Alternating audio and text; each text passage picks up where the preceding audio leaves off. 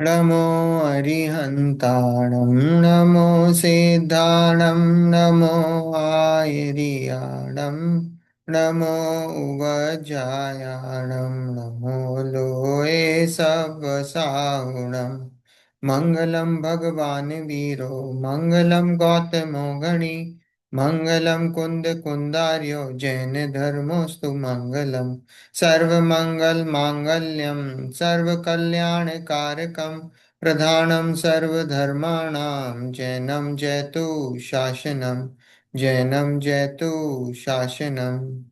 अरिहंत सिद्ध सूरी उपाध्याय साधु सर्व अर्थ के प्रकाशी मांगलिक उपकारी हैं तिनको स्वरूप जान रागते भई जो भक्ति काय को न माए स्तुति को उचारी है धन्य धन्य तुम ही से काज सब आज भय कर जोर बारंबार वंदना हमारी है मंगल कल्याण सुख ऐसो हम चाहते हैं ओ मेरी ऐसी दशा जैसी तुम धारी है ओ मेरी ऐसी दशा जैसी तुम धारी है मंगलमय मंगल करण वीतराग विज्ञान नमो ताहि जाते भय अरहंतादि महान करि मंगल करियो महाग्रंथ करण को काज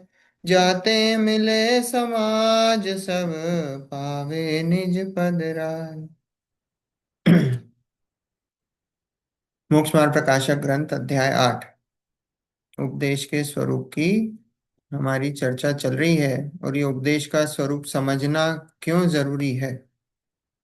उपदेश का स्वरूप इसलिए समझना जरूरी है क्योंकि जो आगम में जैसी जिस अनुयोग में जिस तरीके से जिस अपेक्षा से बात कही गई है अगर हमको वो समझ में नहीं आएगी तो हम अर्थ का अनर्थ निकाल लेंगे।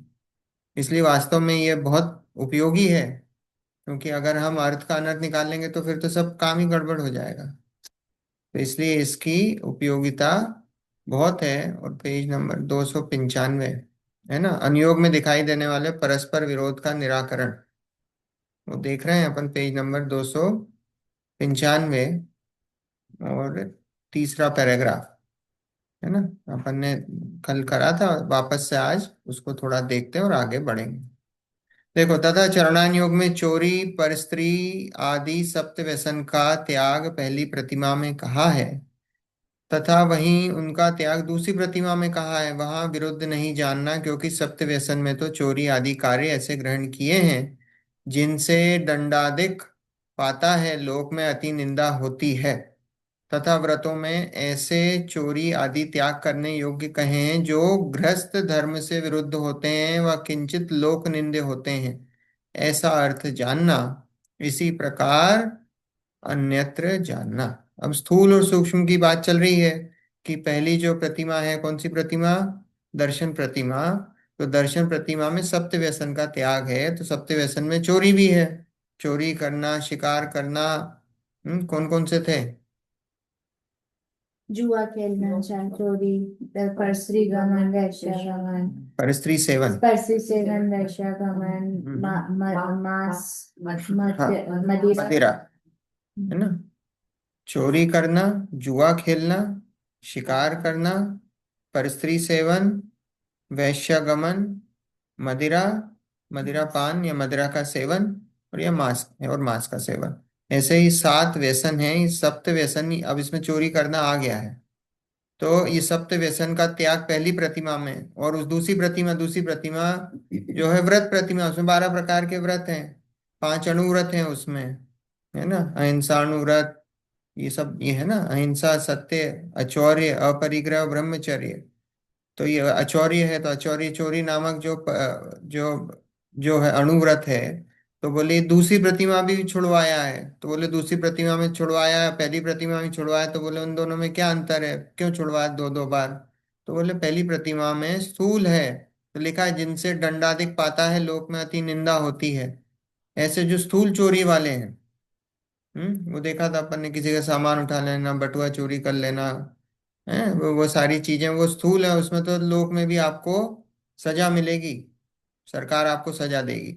और फिर जो उसमें सूक्ष्म है, सूक्ष्म में जाओगे तो सूक्ष्म में जो ग्रस्त लिखा है, ग्रस्त धर्म से विरुद्ध किंचित लोक निंदे होते हैं।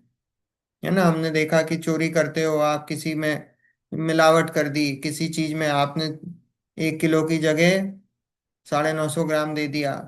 हम्म। तो वो ऐसा क्या है, वो लोक निंदे होते हैं, पर इनका ऐसा अभी डायरेक्ट पता नहीं लग रहा है, तो उसका सजा नहीं है। है ना, हमने को अपनी चतुरता दिखाई, हमने 1,000 रुपए की चीज 2,000 में बेच दी। हम्म।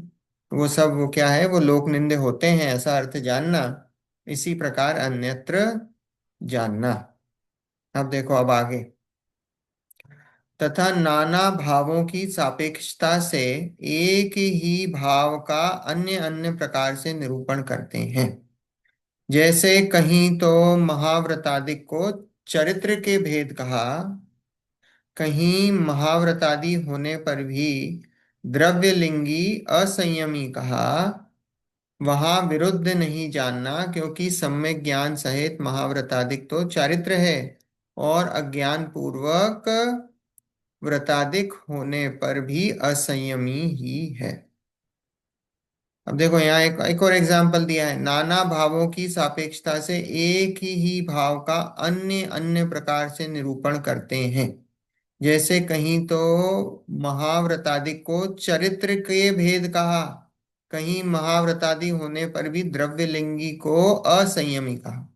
एक ही भाव को, जो एक ही भाव, एक ही परिणाम, एक ही क्रिया, इधर भाव जो है वो क्रिया से करा उन्होंने।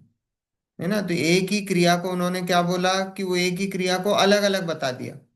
जैसे महाव्रत आदि को चरित्र का भेद बताया, 13 प्रकार का चरित्र होता है, अलग अलग होते हैं। अपन ने और भी देखे हैं, सामायिक छेदो स्थापना मुनिराज के देखे थे अपन ने, 5 प्रकार के वो चरित्र देखे देखे नहीं। सामायिक छेदोपस्थापना, परिहार, विशुद्धि, सूक्ष्म सांप्राय, यथाख्यात, वो किसके, वो मुनिराज के देखे। अभी 13 प्रकार के चरित्र कौन से हैं? 5 समिति, 3 गुप्ती, और कौन सी है?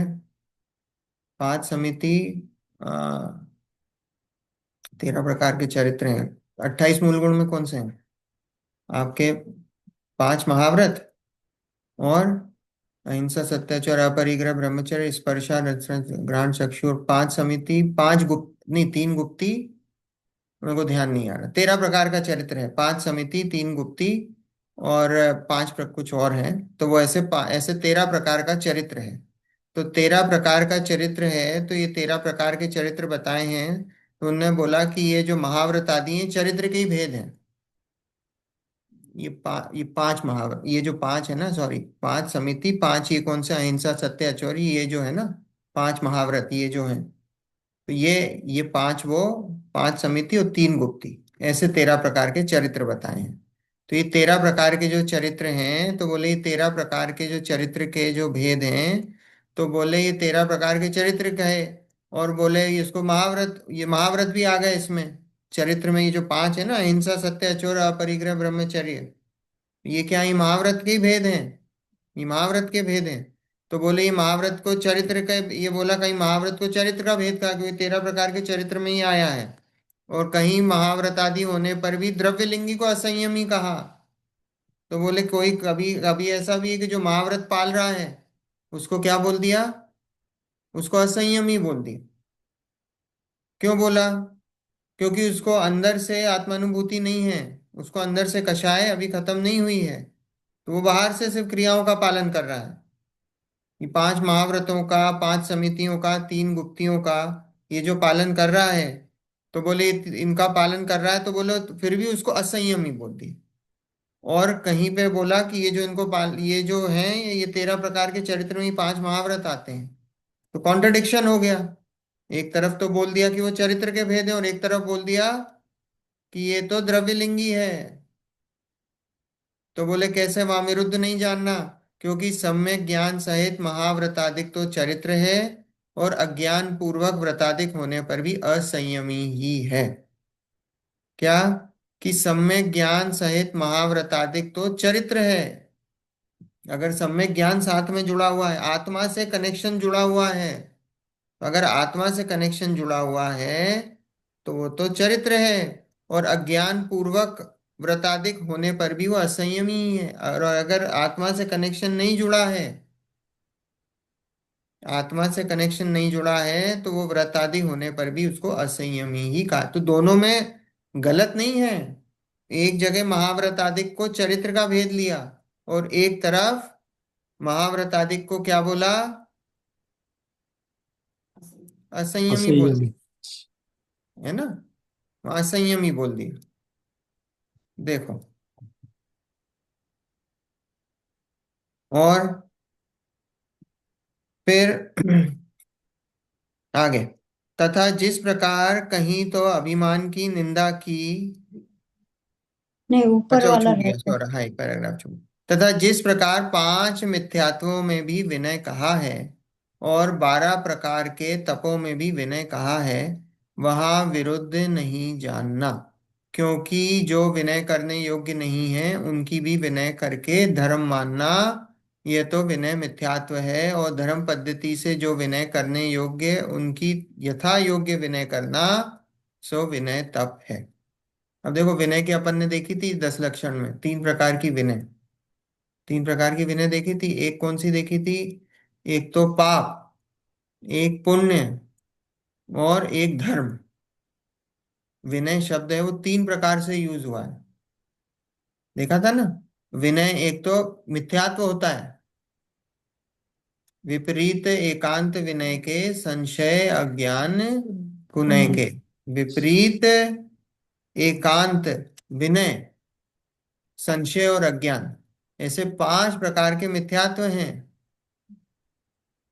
ठीक है, ये 5 प्रकार के मिथ्यात्व हैं। फिर एक विनय संपन्नता, ये क्या है? ये 16 कारण भावना है। दर्शन विशुद्धि, विनय संपन्नता, ये 16 कारण भावना। तो ये कौन सा परिणाम हुआ? ये पुण्य का परिणाम हुआ।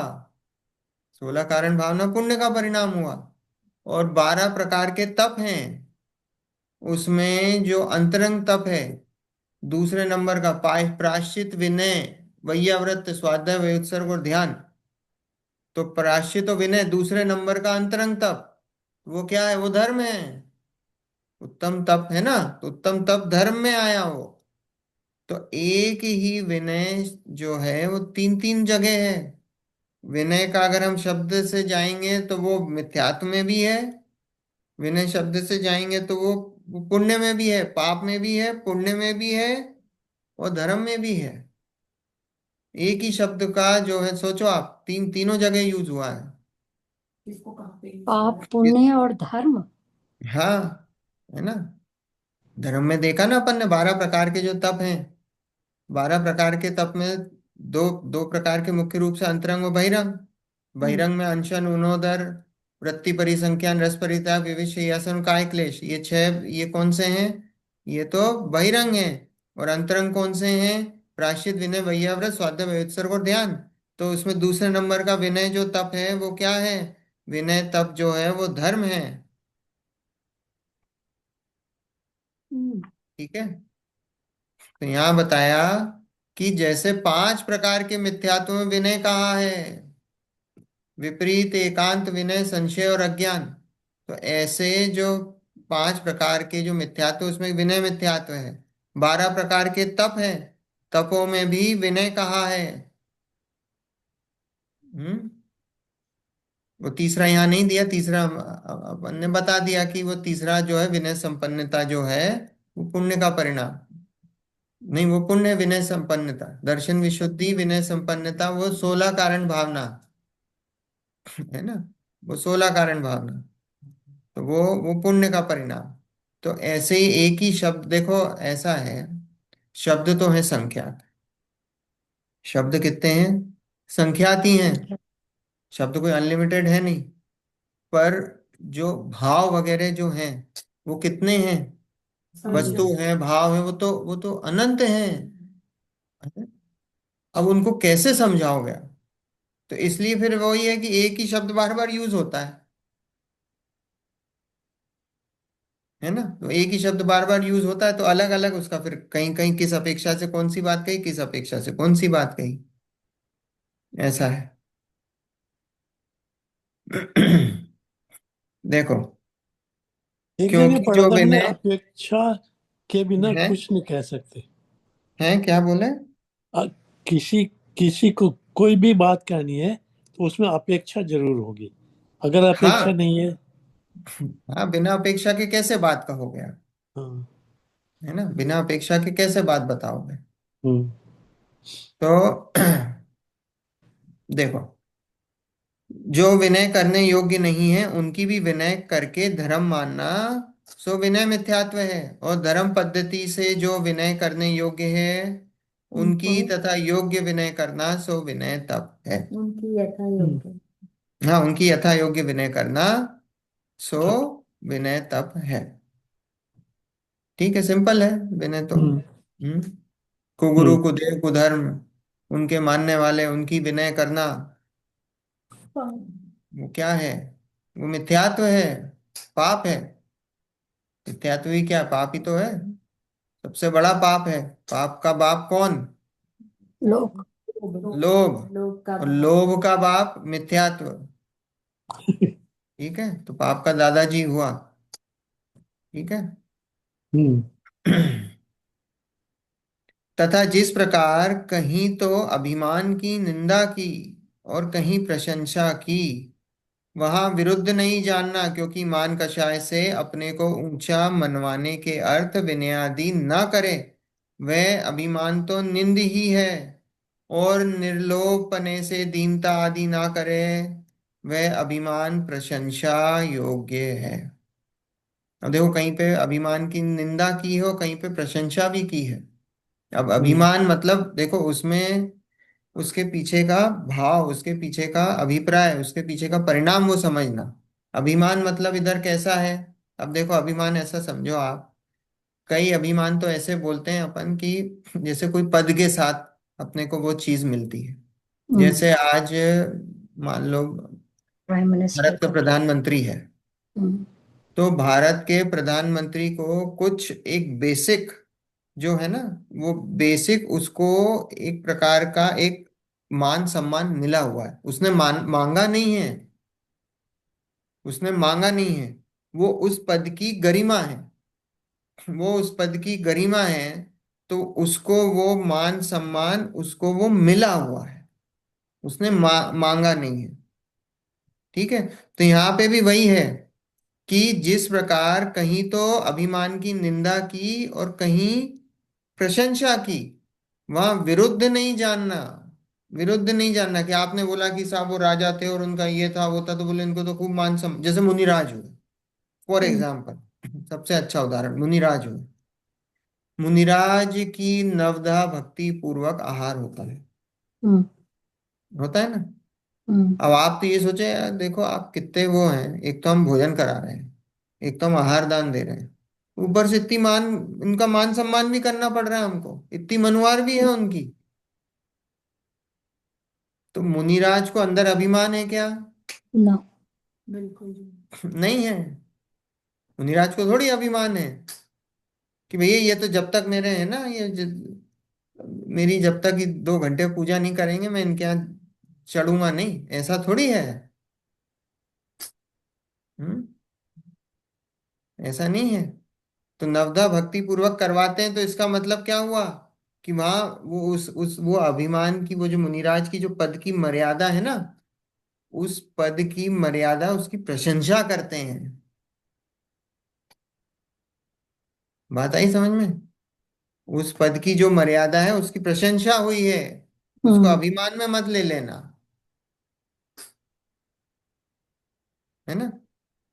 तो यहाँ वो है कि कहीं प्रशंसा की, वहां विरुद्ध नहीं जानना, हम्म। क्योंकि मान कषाय से अपने को ऊंचा मनवाने के अर्थ विनयादि ना करे, वे अभिमान तो निंद ही है।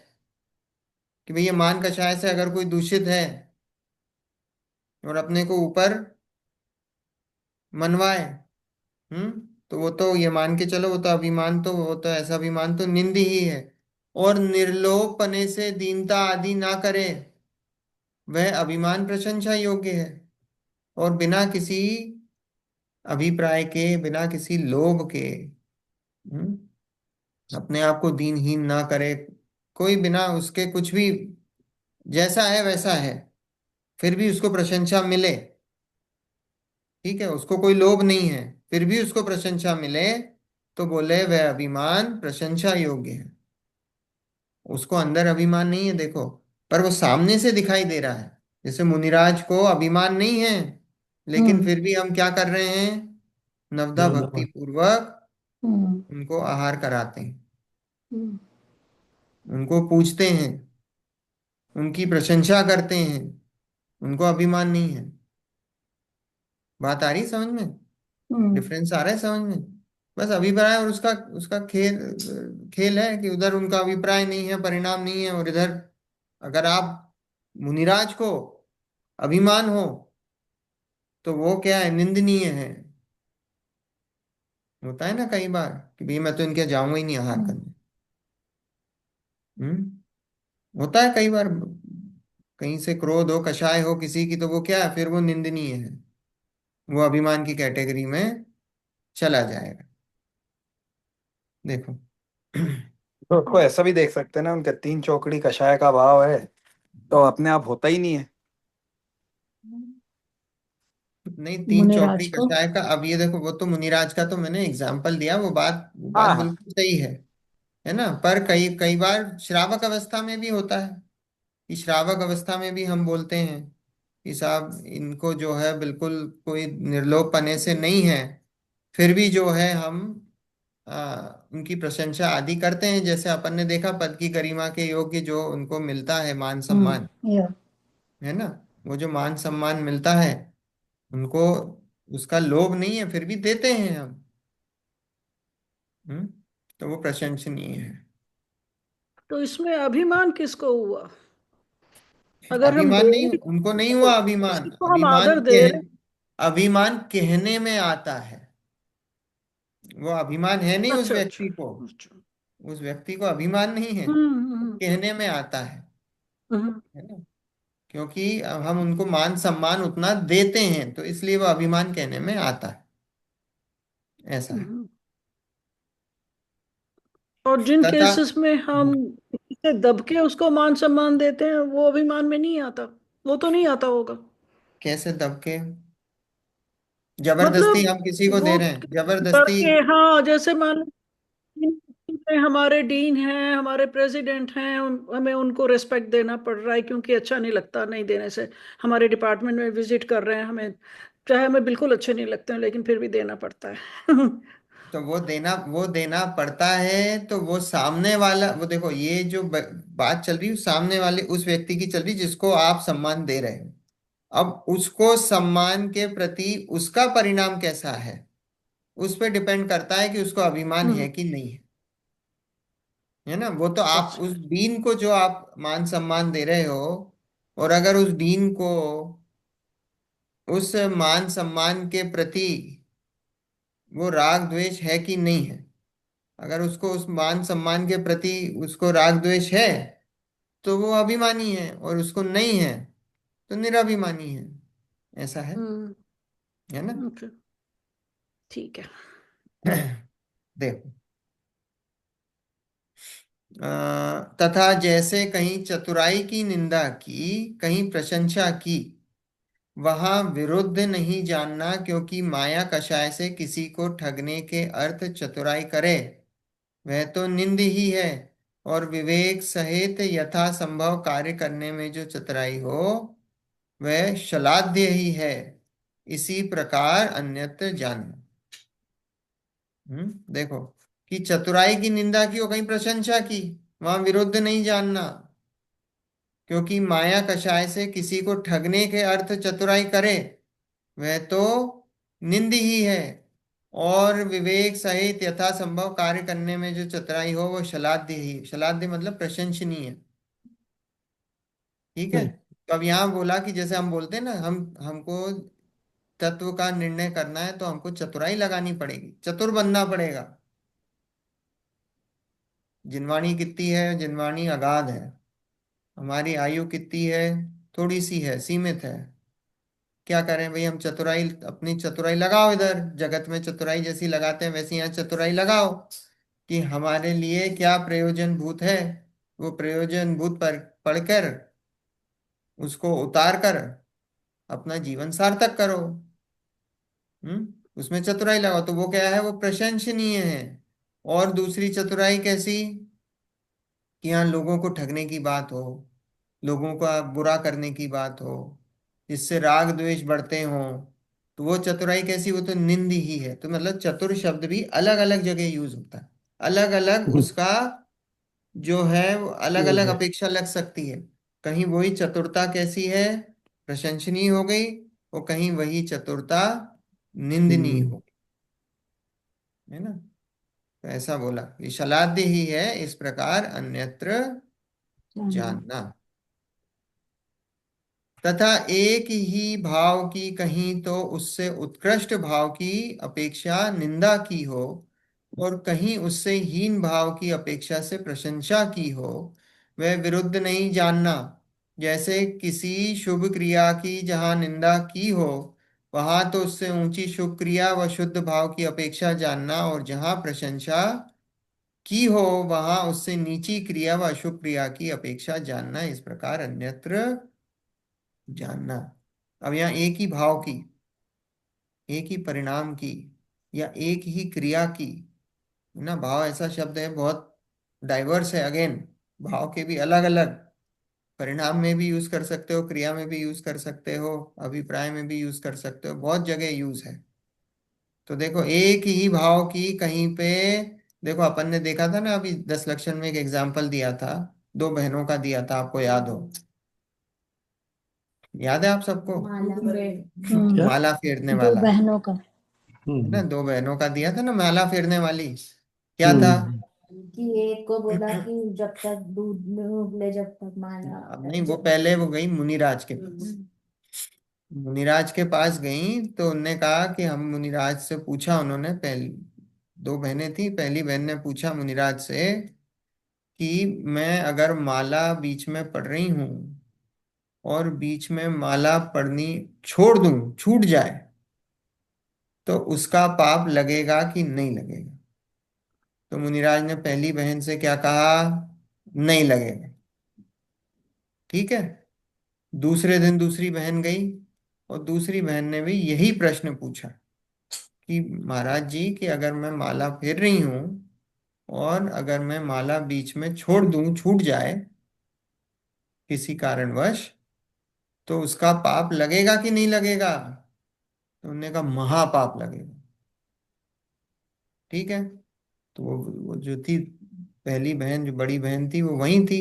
उसने पूछा, भाई ये क्या कर रहे हो महाराज जी, आपने तो कल मुझे बोला कि उसका कोई पाप नहीं है, छूट जाए तो छूट जाए, कोई पाप नहीं, और आप आज इसको बोल रहे हो उसका महापाप है।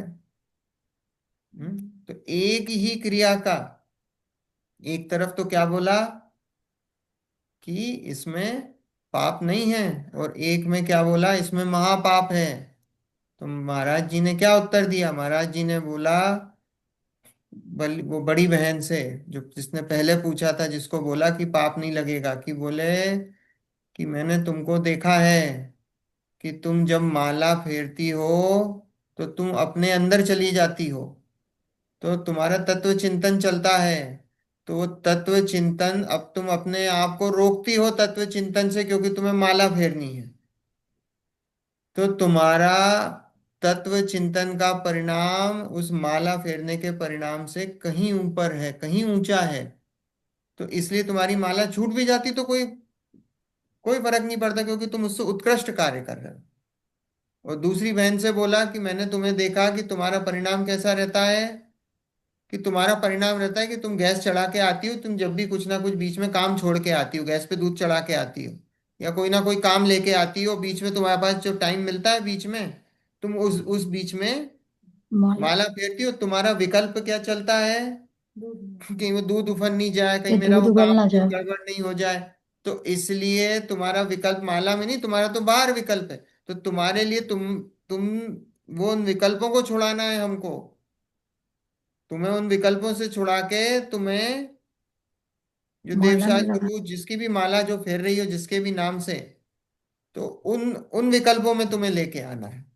तो उस अपेक्षा से तुम्हें माला छोड़नी नहीं है, क्योंकि वो उस अपेक्षा से ये काम उत्कृष्ट है, तो ये उत्कृष्ट काम करोगे तुम उस अपेक्षा से, है ना। ये था ना अपना एग्जाम्पल। तो ऐसे ही यहां बोला है कि एक ही भाव की कहीं तो उससे उत्कृष्ट भाव की अपेक्षा निंदा की हो, हम्म, और कहीं उससे हीन भाव की अपेक्षा से प्रशंसा की हो, वहां विरुद्ध नहीं जानना। समय सार में कुंद कुंद आचार्य ने प्रतिक्रमण, प्रतिक्रमण करते हैं ना अपन, तो प्रतिक्रमण को समय सार में कुंद कुंद आचार्य ने बोला पाप है, हम्म, पाप बोल दिया। हम्म। पाप विष बोल का दिया घड़ा। किस अपेक्षा से बोला है? क्यों? दूसरा काम। क्योंकि तुम उससे उत्कृष्ट काम जो अपनी आत्मा में टिकने का काम है, वो अपनी आत्मा में वो टिकने कर। का काम छोड़ के अगर तुम प्रतिक्रमण की क्रिया में लग जाते हो, तो बोल रहे हो उस प्रतिक्रमण की क्रिया को पाप के खाते में डाल दिया। ऐसा है ना। तो वो अपेक्षा लगाना है। यहाँ ये नहीं बोला प्रतिक्रमण छोड़ना, प्रतिक्रमण करना। हम्म, क्यों? प्रतिक्रमण नहीं करोगे तो टीवी देखोगे। हम्म। कोई मनोरंजन के पंचेंद्रियों के विषयों के साधन उसमें जुटाओगे, उसमें लगोगे, उनके विषयों को भोगोगे, तो उससे तो बेटर काम है प्रतिक्रमण करना। पर अगर अपनी आत्मा में टिक रहे हो, अपनी आत्म सन्मुख हो रहे हो, चिंतन कर रहे हो, तत्वों का चिंतन कर रहे हो, स्वाध्याय कर रहे हो, तो उस केस में बोल दिया प्रतिक्रमण पाप। राइट। ऐसा है।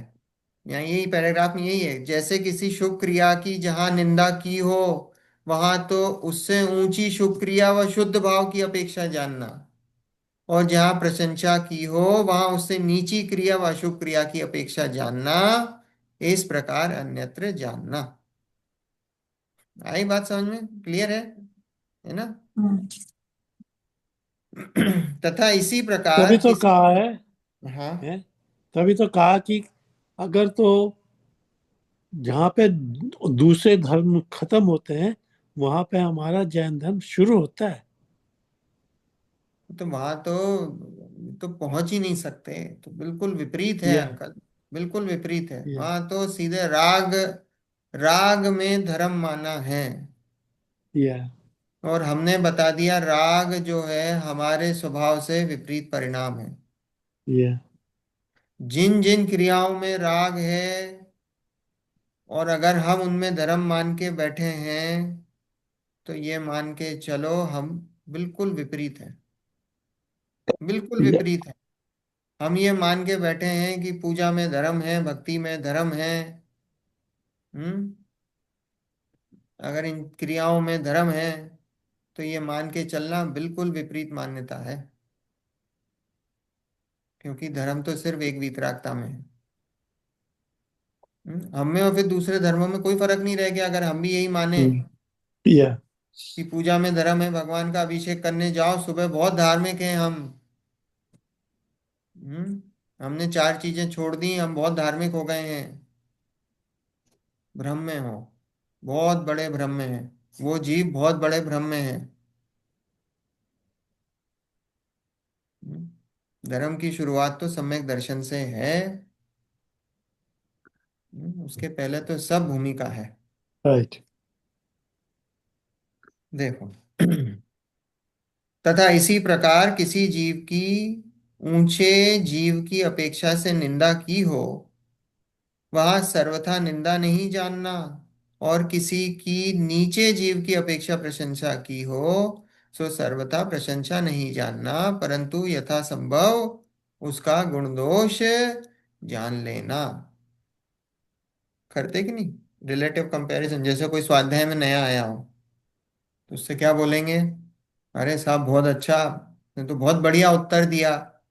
कोई बहुत सिंपल सा क्वेश्चन पूछा, तो भी उसका हौसला अफजाई करने क्या बोलेंगे? साहब बहुत अच्छा, आपने तो बहुत बढ़िया उत्तर दिया, आप उन लोगों से तो बहुत अच्छे हो जो ये बात सुनना ही नहीं चाहते हैं। बोलते कि नहीं? उन लोगों से कहीं अच्छे हो। देखो स्वाध्याय ऐसा है कि लोग दस दस उपवास कर लेंगे, लेकिन 2 घंटे तत्व की बात नहीं सुनना चाहते। वो ये जो 2 घंटे तत्व की बात है, वो 2 घंटे तत्व की बात सुनना उन्हें भारी लगता है 10 उपवास से। ऐसा है। देखा होगा अभी 10 लक्षण में कितने ही लोग उपवास एकासन सब करते हैं, जिन्होंने कभी कुछ भी नहीं पता, उनको नमोकार मंत्र आता है बस। हम्म, उनको ये भी नहीं पता क्यों कर रहे हैं, बस पर कर करते रहे। हैं। करते हैं, है ना। तो वो उनको सहज लगता है। और 1 घंटा तत्व की बात सुनना वो बहुत भारी है। तो इसलिए क्या, कि भैया जो नहीं है उनसे तुरंत तारीफ करते हैं कि जो आया, जिसने 1 घंटा भी स्वाध्याय आया, सुनी बात, उसकी बहुत तारीफ करेंगे। अब लेकिन जो सालों से आ रहा हो, हम्म, अब वो जो सालों से आ रहा है वो उससे तो अच्छा ही है, जो एक दिन पहले दिन आया जिसकी तारीफ करी, पर उसकी तारीफ नहीं करी उस समय। तो इसका मतलब ये नहीं हो गया कि वो उससे नीचे हो गया। अभी तो यहाँ कि वो जो जिस स्थिति में था उस स्थिति से ऊपर उठ के आया, तो उसकी तारीफ करेंगे जो नीचे वालों से कंपैरिजन में, हम्म, है ना। ऐसा है। यहाँ बोला है कि किसी ऊंचे जीव की अपेक्षा से निंदा की हो तो वहां सर्वथा निंदा नहीं जानना हो। किसी ऊंचे से कंपेयर करके बोलेंगे तो वहां निंदा मत जान लेना। कि सम्यक दृष्टि की हम कंपैरिजन करेंगे कोई व्रति श्रावकों से, चौथे गुणस्थान वाले की कंपैरिजन करेंगे पांचवे या मुनिराज से, निंदा करेंगे, तो वहां ऐसा मत समझ लेना कि भैया कि उसकी सर्वथा ही निंदा की है। वो उसके रिलेटिव में करी है। और कहीं प्रशंसा भी करेंगे किसी मिथ्या दृष्टि से, उसके रिलेटिव में करी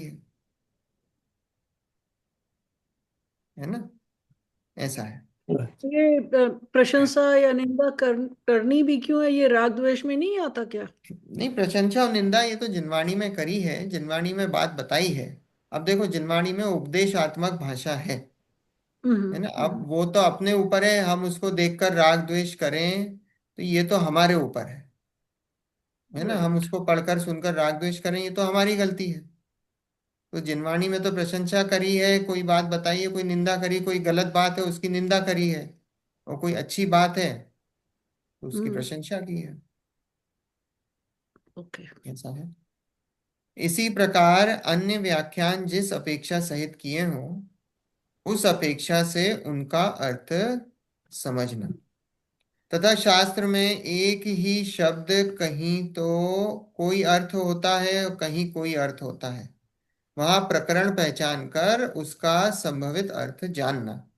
जैसे मोक्ष मार्ग में सम्यक दर्शन कहा, वहां दर्शन शब्द का अर्थ श्रद्धान है, और उपयोग वर्णन में दर्शन शब्द का अर्थ वस्तु सामान्य स्वरूप ग्रहण मात्र है, तथा इंद्रिय वर्णन में दर्शन शब्द का अर्थ नेत्र द्वारा देखना मात्र है। दर्शन शब्द के कितने अर्थ बता दिए।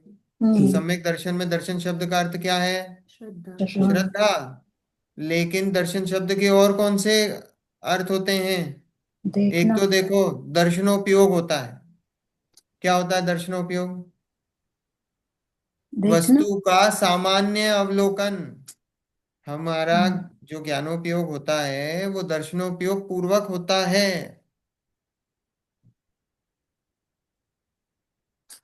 कोई भी वस्तु का जानना होता है ना, तो वो कैसे होता है? पहले दर्शनोपयोग होता देखने है, से।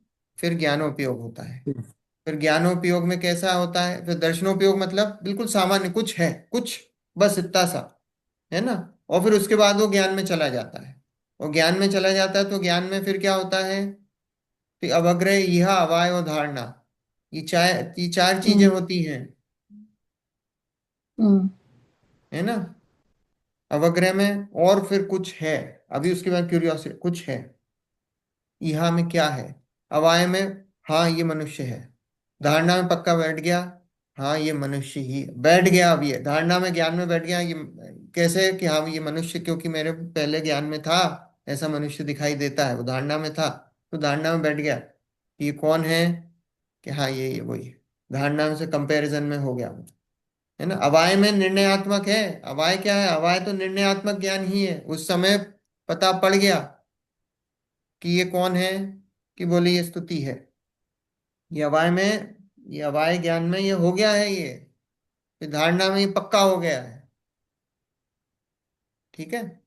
तो ऐसा दर्शनोपयोग और ज्ञानोपयोग। तो दर्शनोपयोग मतलब वस्तु का सामान्य, ये पकड़ में नहीं आता हमारे। दर्शनोपयोग हमारे पकड़ में नहीं आता है, केवल ज्ञानी के ज्ञान गम्य है। और हमारे यहाँ दर्शन, हमारे जो जो छदमस्त होते हैं, छदमस्त का दर्शनोपयोग पूर्वक ज्ञानोपयोग होता है। और केवल ज्ञानी का युगपद होता है, एक ही समय होता है दर्शनोपयोग और ज्ञानोपयोग, उसमें समय भेद नहीं है। हम्म, ठीक है। कई बार चर्चा हो चुकी है। एनीवेज आगे। फिर दर्शन शब्द का एक ये है, और एक और क्या बताया कि देखना भी दर्शन होता है। हम्म, चक्षु दर्शन, अचक्षु दर्शन देखा ना अपन ने, हम्म, होता है कि नहीं? वो जो देखना हुआ, वस्तु को जो देखना हुआ, वास्तव में देखना मतलब वो ज्ञान ही है, पर वो जो देखना हुआ उसको भी दर्शन बोला जाता है ना। तो ऐसे तीन तीन प्रकार के दर्शन हो गए। एक तो श्रद्धा गुण, जो सम्यक दर्शन का है श्रद्धा गुण, उसको भी दर्शन बोला। एक दर्शनोपयोग, उसको भी बोला। और एक जो वास्तव में नेत्र द्वारा देखना मात्र, चक्षु, वो भी दर्शन है। अलग अलग, है ना। तथा जैसे सूक्ष्म और बादर का अर्थ वस्तुओं के प्रमाणादिक कथन में छोटे प्रमाण सहित हो, उसका नाम सूक्ष्म, और बड़े प्रमाण सहित हो, उसका नाम बादर ऐसा होता है।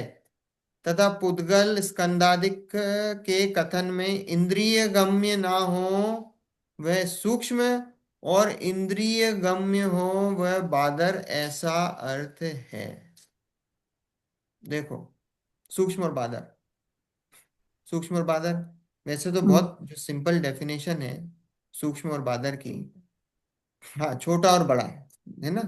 पर बादर कैसा है कि जिस बादर ऐसा होता है कि जिसको आप भेद नहीं सकते। सूक्ष्म है जिसको आप भेद के निकल सकते हैं। मतलब वो कोई आपको रेजिस्टेंस नहीं देगा, आप आर पार जा सकते हैं, है हम्म, ना। तो वो होता है सूक्ष्म। और बादर मतलब आप जिसको ठोस हो, भेद नहीं सकते हो, ठीक है, वो बादर। अब ये बहुत जनरल डेफिनेशन है।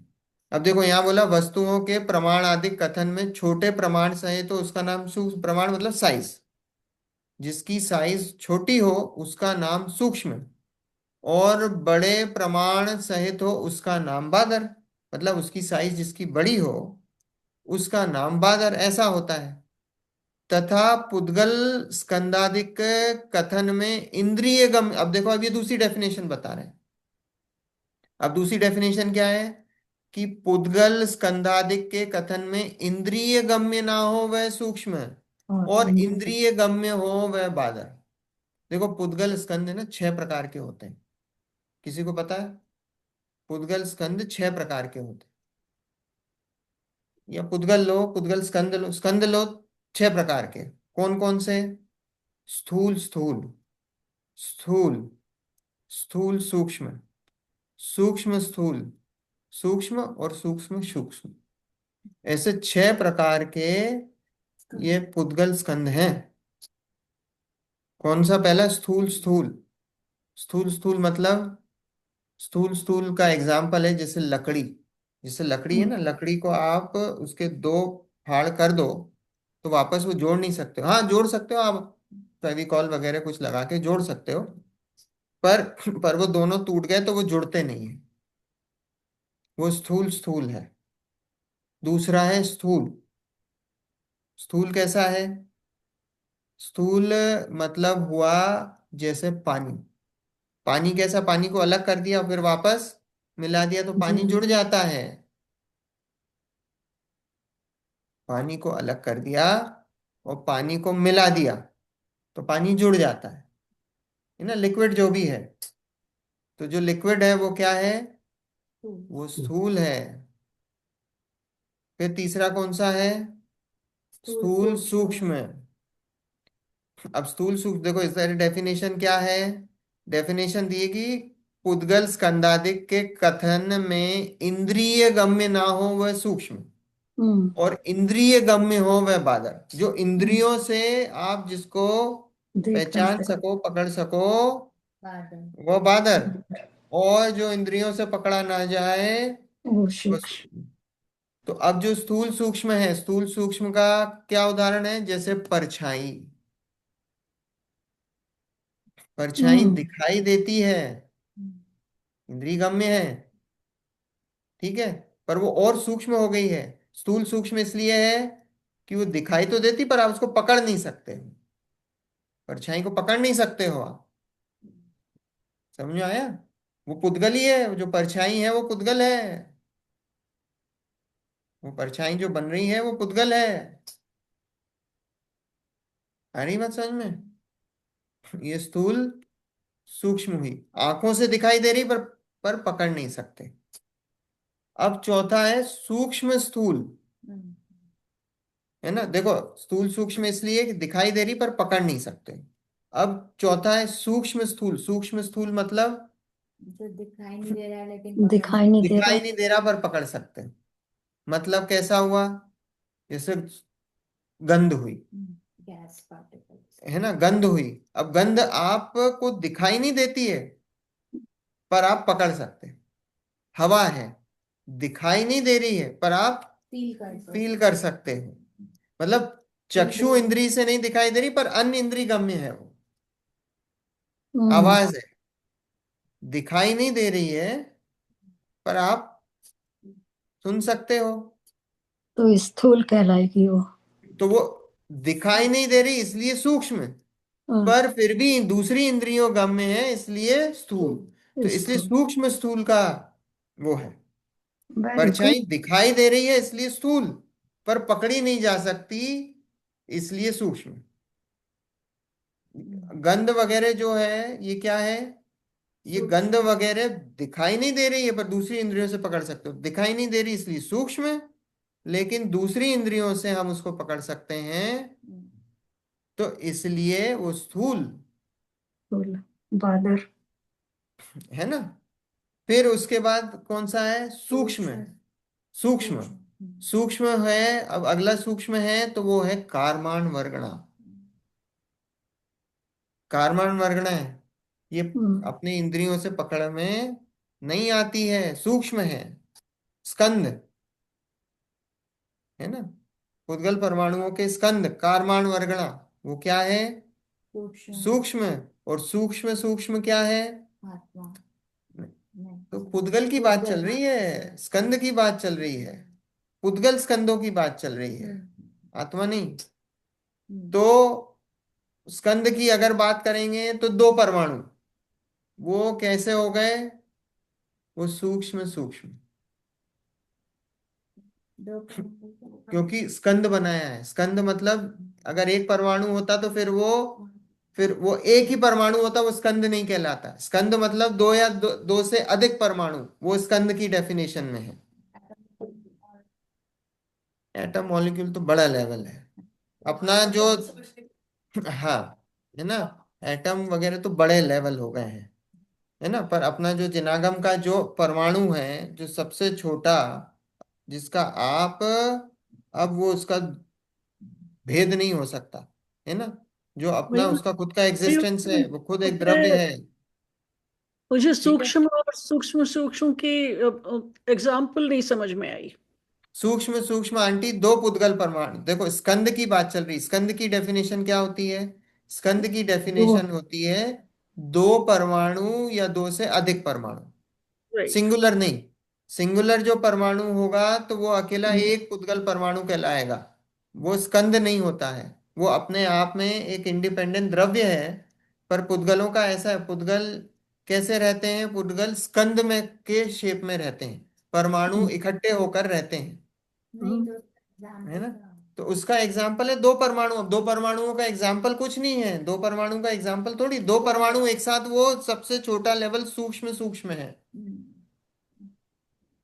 ये स्कंदों की बात चल रही। अगर मैं बोलता पुद्गल के छह भेद हैं, तो पुद्गल के छह भेद में बताता तो सबसे आखिरी जो सूक्ष्म सूक्ष्म है वो एक परमाणु, स्कंद के मैंने 6 भेद बताए, तो स्कंद के 6 भेद में जो सबसे छोटा लेवल है सूक्ष्म सूक्ष्म, वो 2 परमाणु, एटलीस्ट 2 परमाणु चाहिए स्कंद बनाने के लिए।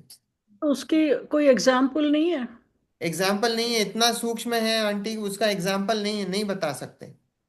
तो ये जो टेंजिबल इंटेंजिबल बोलते हैं उससे कनेक्टेड है कुछ, ये दो 6 के 6?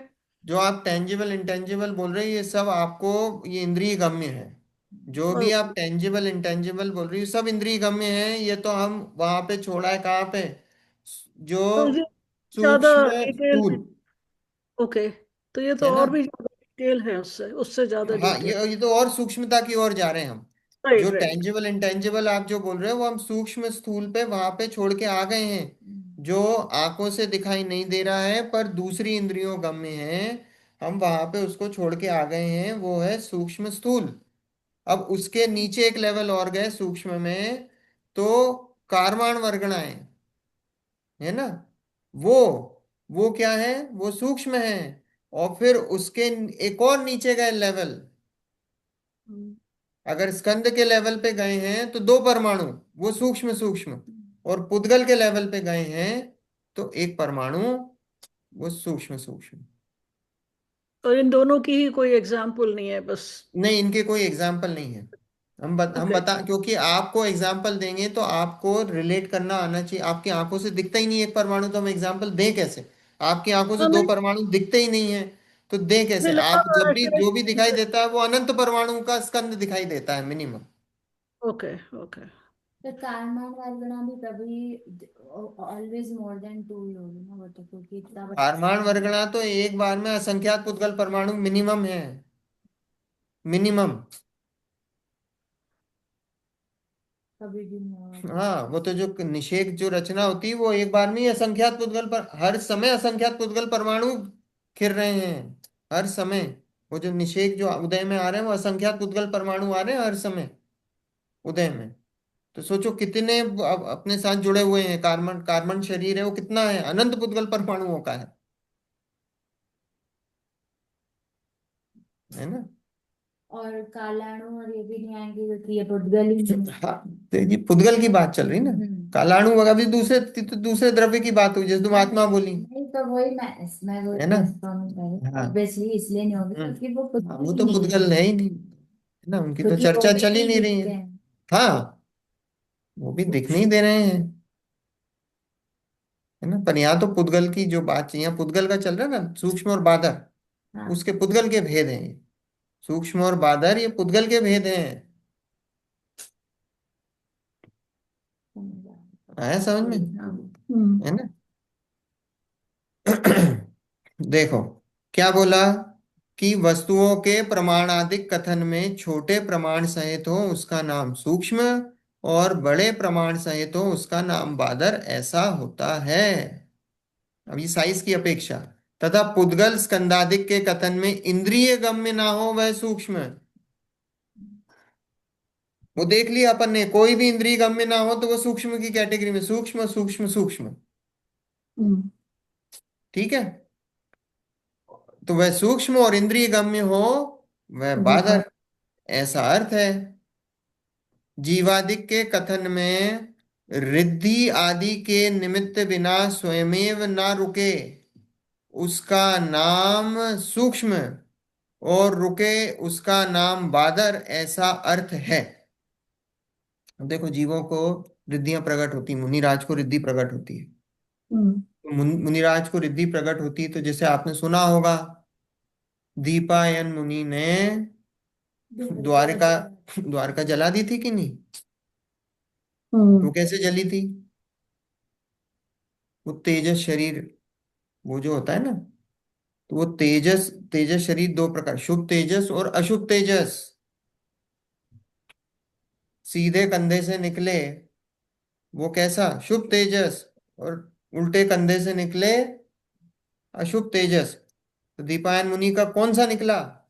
अशुभ अशुभ। तेजस। और कितना बड़ा उसका प्रमाण था?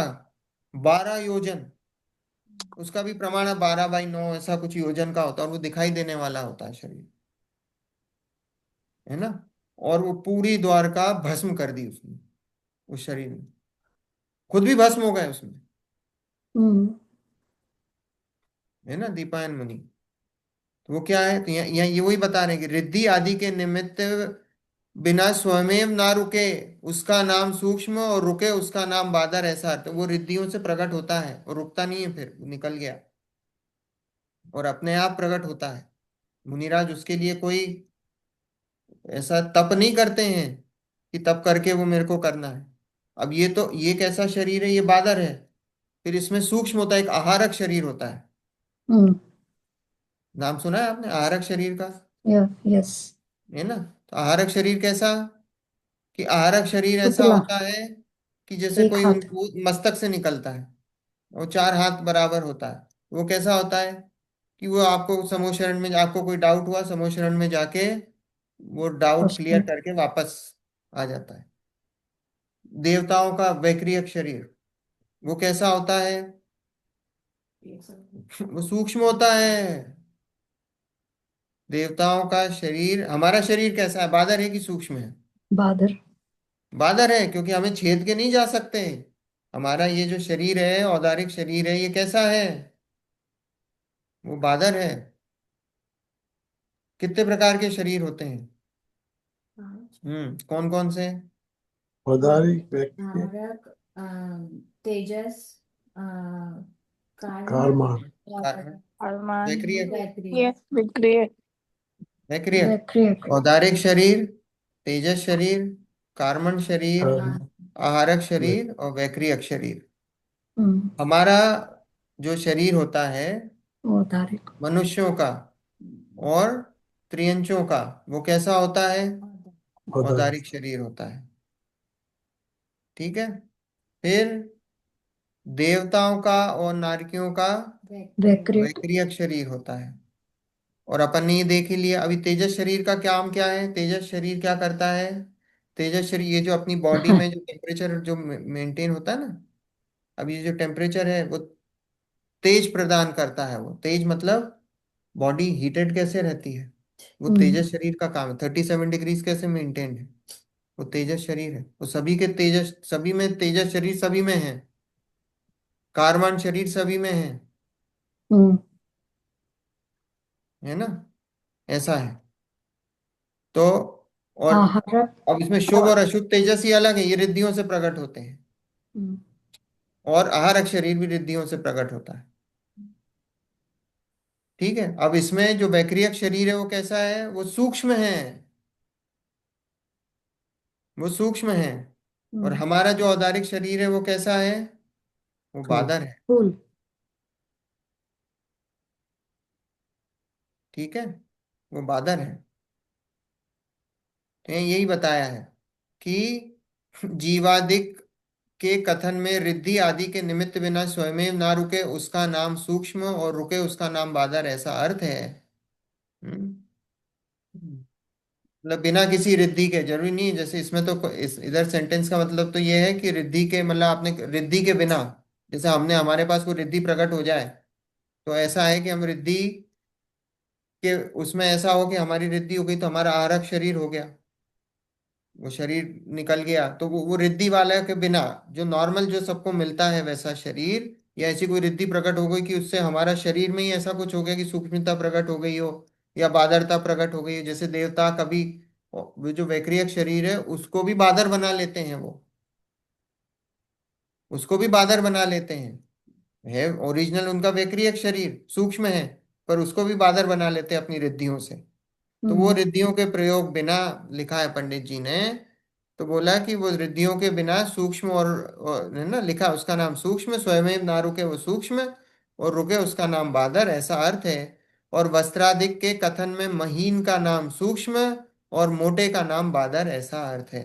और वस्त्रादिक के कथन में हम बोलते हैं कि कोई पतला सा कपड़ा हो तो उसको क्या बोलते हैं, सूक्ष्म। सूक्ष्म है, पतला सा है, सूक्ष्म है। और कोई मोटा कपड़ा हो तो उसको बादर बोलते हैं।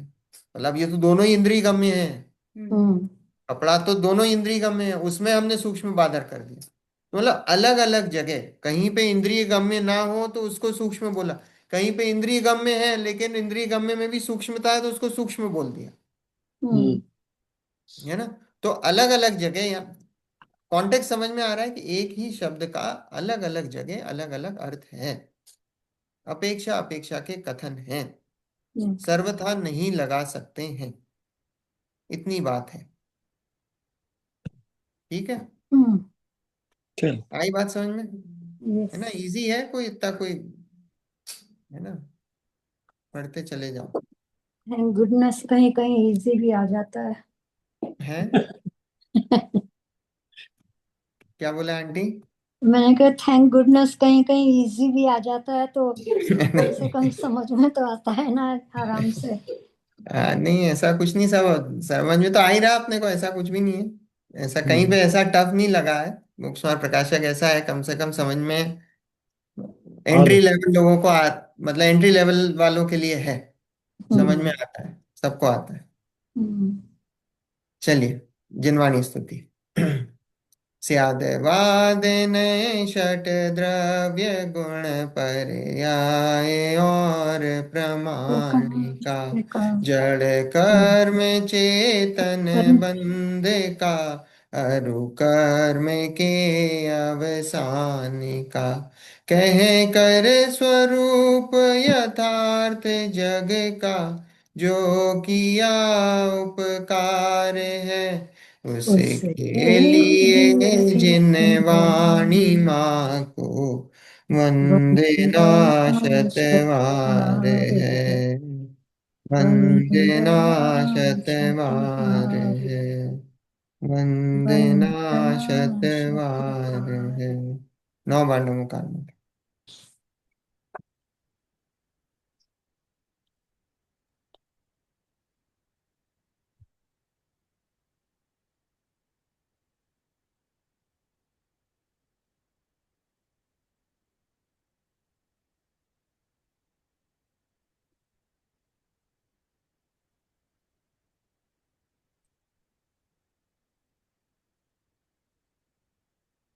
जय जिनेन्द्र। जय जय जिनेन्द्र। जय जिनेन्द्र। जय जिनेन्द्र। जय जय जिनेन्द्र। जय जिनेन्द्र। जय शुभ जिनेन्द्र। रात्रि। जय जिनेन्द्र। जय जिनेन्द्र। जय जिनेन्द्र।